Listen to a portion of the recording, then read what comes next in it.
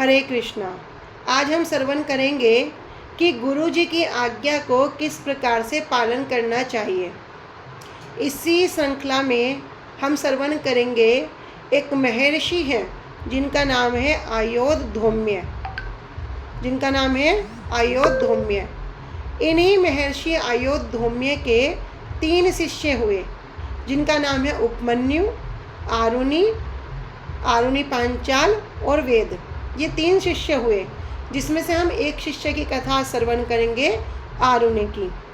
तो इनके 3 शिष्य हुए, उपमन्यु, आरुणि पांचाल और तीसरे हुए वेद। एक दिन ये जो अयोधौम्य जी हैं, ये गुरुदेव, इन्होंने क्या किया, अपने शिष्य जो है आरुणि, इनको खेत पे भेजा और कहा, वत्स तुम जाओ और जो क्यारियां हैं उनकी टूटी हुई जो मेड़ है उसे बांध दो। अभी जब इस प्रकार आरुणि को उपदेश दिया तो आरुणि ने जाकर क्या किया, वो जो धान की क्यारी थी उसकी मेड़ बांधने लगे, किंतु बांध नहीं सके। बार बार क्या होता, पानी अंदर आ जाता। अभी मेड़ बांधने के प्रयत्न में परिश्रम करते करते अभी बड़े परेशान हो गए, कोई उपाय नहीं सूझा। तो उन्होंने एक युक्ति लगाई। क्या युक्ति लगाई? मन ही मन में बोल उठे, अच्छा हाँ ऐसा ही करूँगा। क्या करूँगा? तो जो क्यारी की टूटी हुई मेड़ थी ना, उस जगह पर स्वयं ही लेट गए। अभी लेट जाने से क्या हो गया, वो कीचड़ हो रहा था, सब कुछ था, लेकिन लेट गए तो वहाँ का जो पानी बह रहा था वो रुक गया, जल का प्रवाह वहाँ पर रुक गया।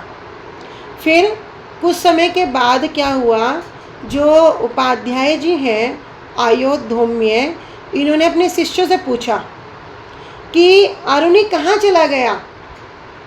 अभी शिष्य ने तो उत्तर दिया, प्रभु आपने ही तो उसे कहकर भेजा था कि जाओ जो टूटी हुई मेड़ है उसको बांध दो। अभी तो गुरुदेव को याद आया। इतना कहने पर गुरुदेव ने कहा, तो चलो हम सब लोग वहीं चलते हैं जहाँ पर वो टूटी हुई मेड़ थी, जहाँ पर आरुणि गया है। अभी वहाँ पर गए तो वहाँ जाकर जो गुरुदेव थे उन्होंने क्या किया, अपने शिष्य को आवाज़ लगाई, पांचाल निवासी आरुणि कहाँ हो बेटा, यहाँ पे आओ। इस प्रकार जब अपने गुरुदेव की आवाज़ को सुना तो आरुणि तो एकदम से उठकर जो क्यारी की मेड़ में लेटे हुए थे वहाँ से उठे और गुरुदेव के पास जाकर खड़े हो गए। फिर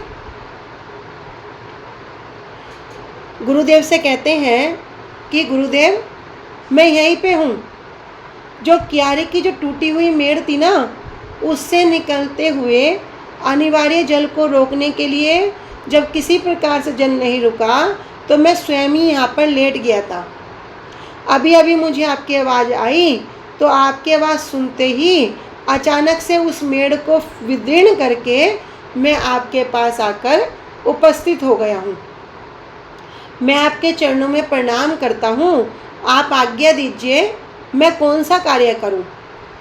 जब आरुणि ने इस प्रकार कहा तो इस प्रकार कहने पर उपाध्याय ने उत्तर दिया, तुम क्यारी की मेड़ को विदीर्ण करके उठे हो, इसलिए इस कारण से उद्दलन कर्म के कारण तुम्हारा नाम क्या होगा, उद्दालक के नाम से तुम प्रसिद्ध होगे। अभी गुरुदेव ने इनको एक नया नाम क्या दे दिया, आरुणि का ही एक नाम हो गया उद्दालक।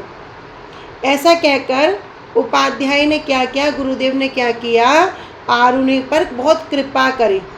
क्या कृपा की? कह रहे कि तुमने मेरी आज्ञा को ठीक रूप में पालन किया है, इसलिए तुम कल्याण के भागी होगे। और जितने भी समस्त वेद हैं और जितने भी सारे धर्म शास्त्र हैं, वे सब के सब तुम्हारी बुद्धि में स्वयं ही प्रकाशित हो जाएंगे। इसलिए शास्त्रों में कहा गया है, यस्य देवे परा भक्तिर यथा देवे तथा गुरो तस्यते कथिता ही अर्था प्रकाशन्ते महात्मना। यस्य देवे पराभक्ति, जिसकी पराभक्ति, जिसकी क्या हो गया, देव मतलब भगवान के प्रति, अपने इष्ट के प्रति पराभक्ति होगी। कह रहे यथा देवे तथा गुरु, और जिस प्रकार की अपने इष्ट के प्रति भक्ति है उसी प्रकार की भक्ति गुरुदेव के प्रति हो या उससे भी ज़्यादा हो, तो कहते हैं तस्यते कथिता ही अर्था प्रकाशन्ते महात्मना, उसी के हृदय में सभी श्रुति शास्त्र स्वतः ही प्रकाशित हो जाते हैं। अभी गुरुदेव ने क्या किया, इन पर कृपा करी, और कृपा करके क्या कहा कि जितने भी वेद हैं, जितने भी सारे के सारे धर्म शास्त्र हैं, वो तुम्हारी बुद्धि में स्वयं ही प्रकाशित हो जाएंगे। जब इस प्रकार गुरुदेव ने इन्हें आशीर्वाद दिया, आशीर्वाद देने पर तो आरुणि बड़े कृतकृत्य हो गए और अपने जो अभिष्ट देश हैं उसको चले गए। इसलिए इनका नाम पड़ा, दूसरा नाम पड़ा उद्दालक। उद्दालक के नाम से क्यों पड़ा, क्योंकि क्यारी के मेड़ को विदीर्ण करके ये उठे थे, इसलिए नाम पड़ा उद्दालक। तो ये है उपमन्यु का प्रसंग, आरुणि का प्रसंग। अभी इन्हीं के एक दूसरे शिष्य हैं जिनका नाम है उपमन्यु। उपमन्यु की कथा हम पूर्व में भी श्रवण कर चुके हैं, अभी हम उसको दोबारा श्रवण कर रहे हैं। तब इसी प्रकार से इनके जो दूसरे शिष्य हैं उपमन्यु, उपमन्यु की भी गुरुदेव ने जब परीक्षा ली तो इनको सेवा दी। क्या सेवा दी कि तुम जाकर गायों की रक्षा करो, गायों को सुबह सुबह क्या करो, चराओ, उनको चारा खिलाओ हैं, और जंगल में उनको चराने के लिए लेके जाओ, उनकी हर प्रकार से रक्षा करो, उनकी सेवा करो। अभी उपमन्यु क्या करने लगे, गुरुजी की आज्ञा पाकर रोज़ सुबह सुबह गाय को क्या करते, जंगल में चराने के लिए ले जाते, और संध्या के समय गुरुजी के घर पर मतलब उनके आश्रम पर आ जाते, और शाम को क्या करते, रोज़ खड़े होकर गुरुजी को नमस्कार करते। अभी गुरुजी ने देखा, अरे उपमन्यु तो बड़ा मोटा ताज़ा हो रहा है, ऐसा क्या करता है, क्योंकि सुबह जाता है रात में आता है। तब उन्होंने पूछा, बेटा उपमन्यु तुम कैसे अपनी जीविका चलाते हो जिससे तुम इतने अधिक हष्टपुष्ट हो रहे हो। तब उसने गुरुजी से कहा, गुरुदेव मैं भिक्षा से जीवन निर्वाह करता हूँ। इतना सुनकर तो उपाध्याय जी उपमन्यु से बोले, अच्छा मुझे अर्पण किए बिना तुम्हें भिक्षा का अन्न अपने उपयोग में नहीं लाना चाहिए। अभी उपमन्यु ने कहा, ठीक है गुरुदेव, और गुरुजी की आज्ञा को स्वीकार करके अभी क्या करते, जितनी भी भिक्षा करते सारी भिक्षा को लाकर गुरुदेव को अर्पण करने लगे।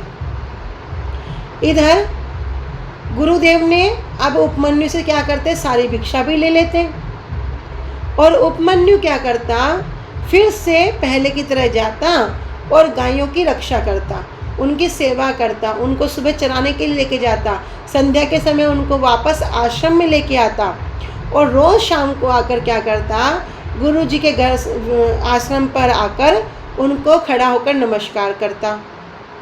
अभी गुरुजी ने फिर देखा, अरे उपमन्यु तो पहले के जैसा ही हट्टा कट्टा है, हष्टपुष्ट है। फिर देखकर उपाध्याय जी ने पूछा, गुरुदेव ने पूछा, बेटा उपमन्यु तुम्हारी सारी भिक्षा तो मैं ले लेता हूँ, फिर तुम इस समय कैसे जीवन निर्वाह करते हो। तब जब गुरुदेव ने इस प्रकार प्रश्न किया तो उपमन्यु ने उत्तर दिया। क्या उत्तर दिया कि भगवान गुरुदेव पहले की लाई हुई भिक्षा मैं आपको अर्पित करता हूँ और फिर अपने लिए दोबारा भिक्षा कर लेता हूँ, उसी से अपनी जीविका चलाता हूँ। इतना सुनकर तो गुरुदेव ने कहा, नहीं नहीं, ये तो बिल्कुल भी न्याय युक्त नहीं है, ये बिल्कुल भी श्रेष्ठ वृत्ति नहीं है। और तुम अगर ऐसा करोगे तो जो दूसरे भिक्षाजीवी जो लोग हैं, जो भिक्षा मांगकर अपना जीवन यापन करते हैं, तो तुम तो उनकी जीविका में बाधा डालते हो, और ऊपर से ऐसे तो ग्रस्त लोगों पर भी क्या होगा, भार पड़ेगा। इसलिए कभी भी लोभी होकर दोबारा भिक्षा नहीं मांगनी चाहिए। तब उपमन्यु ने कहा ठीक है गुरुदेव, जैसी गुरुजी की आज्ञा। अभी फिर गुरुजी की आज्ञा को सिरोधार्य करके उपमन्यु तो पहले के जैसे गायों की रक्षा करने लगा। एक दिन अभी सारी गायें चराकर शाम के समय फिर गुरुदेव के आश्रम में गया और उनके सामने खड़े होकर फिर गुरुदेव को नमस्कार किया। तब गुरुदेव ने फिर उसे मोटा ताजा देखा, फिर पूछा, बेटा उपमन्यु, मैं तुम्हारी सारी भिक्षा भी ले लेता हूँ और तुम तुम्हारे भिक्षा भी नहीं मांगते, फिर भी तुम बड़े मोटे हो, आजकल कैसे खाना पीना चलाते हो? जब इस प्रकार पूछा तो इस प्रकार पूछने पर उपमन्यु ने गुरुदेव को उत्तर दिया, गुरुदेव, मैं इन गायों के दूध से जीवन निर्वाह करता हूँ। इतना सुनकर तो गुरुदेव उनसे बोले, तुम गाय का दूध पीते हो? मैंने तो तुम्हें दूध पीने की आज्ञा नहीं दी। अरे इन गैयाओं का जो दूध है उसका उपयोग करना तो तुम्हारे लिए बिल्कुल भी उचित नहीं है, अनुचित है, फिर भी तुम ये गाय का दूध पीते हो। ले अब जब इस प्रकार गुरुजी ने कहा तो उपमन्यु ने कहा ठीक है गुरुदेव। अभी उपमन्यु ने दूध ना पीने की प्रतिज्ञा भी कर ली कि मैं दूध भी नहीं पीऊँगा, और पहले की तरह गायों की रक्षा करने लगे, गायों का पालन करते रहे। और एक दिन जब गोचारण कर रहे थे, गोचारण के पश्चात जब संध्या के समय वापस गुरुदेव के आश्रम में आए तो उनको प्रणाम किया। तब गुरुदेव ने फिर देखा, अरे अभी भी उपमन्यु बड़ा हष्ट-पुष्ट है। फिर पूछा, बेटा उपमन्यु, तुम भिक्षा का अन्न भी नहीं खाते, दोबारा भिक्षा भी नहीं मांगते, और तो और गैयाओं का दूध भी नहीं पीते, फिर भी इतने मोटे कैसे हो? इस समय कैसे निर्वाह करते हो? जब इस प्रकार पूछा तो इस प्रकार पूछने पर गुरुदेव को उत्तर दिया, गुरुदेव, ये बछड़े ना अपनी माताओं के स्तनों का दूध पीते हैं, और दूध पीते समय जो उनके मुंह से फैन उगलते हैं मैं उसी को पी लेता हूँ। इतना सुनकर तो गुरुदेव ने कहा, देखो ये बछड़े ना उत्तम गुणों से युक्त हैं और क्या करते हैं, तुम पर बड़ी दया करते हैं, इसीलिए बहुत सारा फैन उगल देते होंगे, और तुम क्या करते हो, तुम तो फैन पीकर इन सभी बछड़ों की जो जीविका है उसमें बाधा उपस्थित करते हो। अतः आज से तुम फैन भी ना पिया करो। अभी तो उपमन्यु ने कहा ठीक है गुरुदेव, अभी फैन भी ना पीने की प्रतिज्ञा कर ली, और गुरुदेव की आज्ञा है रोज़ सुबह गौचारण कराना, गौओं की रक्षा करना, उनका पालन करना, फिर से अपनी दिनचर्या में लग गए। इस प्रकार अभी मना करने पर उपमन्यु ना तो भिक्षा का अन्न खाता, ना दोबारा भिक्षा करता, ना गैयाओं का दूध पीता, ना बछड़ों के फैन को उपयोग में लाता। अब तो भैया भूखा रहने लगा। एक दिन वन में भूख से बड़ा पीड़ित हो गया, और पीड़ित होकर उसने क्या किया, आक के पत्ते को चबा लिया। अभी आक के पत्ते जो हैं वे बड़े खारे होते हैं, तीखे होते हैं, बड़े कड़वे और रूखे होते हैं ना, और उनका परिणाम भी क्या होता है, बड़ा कड़वा होता है। अभी जब पाचन काल में वे जो पेट के अंदर की आग है ना उसमें बड़ी ज्वाला सी उठा देते हैं। अभी जब उपमन्यु ने उन्हें आग के पत्तों को खा लिया तो आग के पत्ते खाने से उपमन्यु की आँखों की ज्योति नष्ट हो गई और वो अंधा हो गया। अभी अंधा होने पर वो इधर उधर घूम रहा था और घूमते घूमते एक कुएं में गिर गया। अभी शाम का समय उपस्थित हो गया, सब गैयां तो क्या हुआ वापस आश्रम में चली गई, लेकिन अभी तक उपमन्यु नहीं आया। तो गुरुदेव को तो चिंता हो गई। गुरुदेव ने और सभी शिष्यों से पूछा कि उपमन्यु क्यों नहीं आया? बोले, गुरुदेव वो तो गाय चराने के लिए वन में गया था। तब गुरुदेव ने कहा, हाँ मैंने ना उपमन्यु की जीविका के सारे मार्ग बंद कर दिए, इसलिए वो मुझसे रूठ गया है, इसलिए इतनी देर हो जाने पर भी वह नहीं आया। अब क्या करें, हमें चलकर उपमन्यु को खोजना चाहिए। इतना कहकर शिष्यों के साथ वन में जाकर गुरुदेव ने क्या किया, उसे बुलाने के लिए आवाज़ दी, उपमन्यु, ओ उपमन्यु, कहाँ हो बेटा, चले आओ।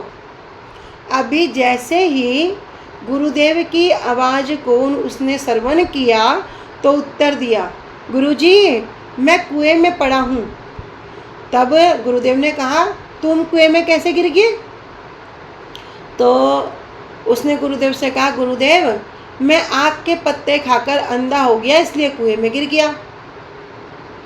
तब गुरुदेव ने कहा, वत्स ये जो दोनों अश्वनी कुमार हैं ना, ये देवताओं के वैद्य हैं, तुम उन्हीं की स्तुति करो और वे क्या करेंगे, तुम्हारी आंखें ठीक कर देंगे। जब गुरुदेव ने ऐसा कहा तो ऐसा कहने पर उपमन्यु ने अश्वनी कुमार नामक जो दोनों देवताओं हैं उनकी ऋग्वेद के जो मंत्र हैं उन मंत्रों के द्वारा बड़ी स्तुति करी। क्या क्या स्तुति करी, एक दो स्तुति श्रवण करते हैं। वहाँ पर कह रहे हैं, हे अश्वनी कुमारों, आप दोनों सृष्टि से पहले विद्यमान थे, आप ही पूर्वज हैं, आप ही चित्रभानु हैं। मैं वाणी और तप के द्वारा आपकी स्तुति करता हूँ। क्यों? क्योंकि आप अनंत हैं, दिव्य स्वरूप हैं, सुंदर पंख वाले, दो पक्षी की भांति सदा साथ रहने वाले हैं, रजोगुण शून्य तथा अभिमान से रहित हैं और संपूर्ण विश्व में आरोग्य का विस्तार करते हैं। सुनहरे पंख वाले दो सुंदर विहंगमों की भांति आप दोनों बड़े बंधु बड़े सुंदर हैं।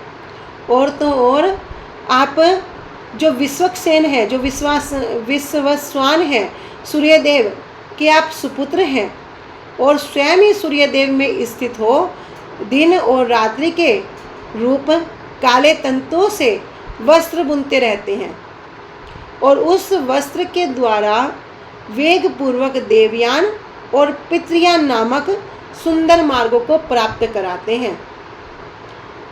इस प्रकार वहाँ बड़ा सुंदर सुंदर स्तुति करते हैं और कहते हैं कि दिन और रात ये क्या है, ये मनोवांछित फल देने वाली 360 जो दूधारू गायें हैं और सब एक ही संवत सर्वरूपी बछड़े को जन्म देती हैं, उसको पुष्ट करती हैं और वो बछड़ा सबका उत्पादक और संहारक है।